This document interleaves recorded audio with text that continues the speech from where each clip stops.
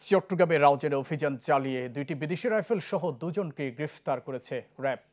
শনিবার রাতে রাউজানের গহিরা বাজার এলাকায় অভিযান চালিয়ে সাখাওয়াত হোসেন ও নাইবুদ্দিন নামে এই দুজনকে আটক করা হয়। র্যাবের পক্ষ থেকে জানানো হয়, চট্টগ্রাম রাঙামাটি মহাসড়কে আগ্নেয়াস্ত্র সহ ডাকাতির প্রস্তুতি নিচ্ছে ডাকাত দল। এমন তথ্যের ভিত্তিতে সেখানে অভিযানে যায় র্যাবের আভিযানিক দল। এ সময় সন্ত্রাসীরা পালানোর চেষ্টা করলেও তাদের দুজনকে আটক করে র্যাব।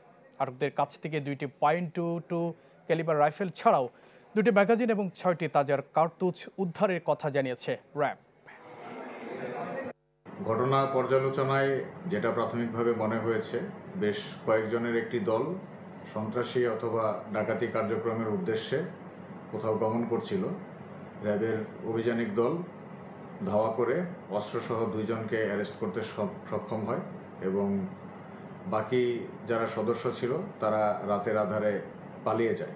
যে অস্ত্রগুলো উদ্ধার করা হয়েছে এগুলো দেখে প্রাথমিকভাবে মনে হয়েছে যে এটা বাংলাদেশের আইন শৃঙ্খলা রক্ষাকারী বাহিনী যে সমস্ত অস্ত্র ব্যবহার করে এই ধরনের কোনো অস্ত্র নয়।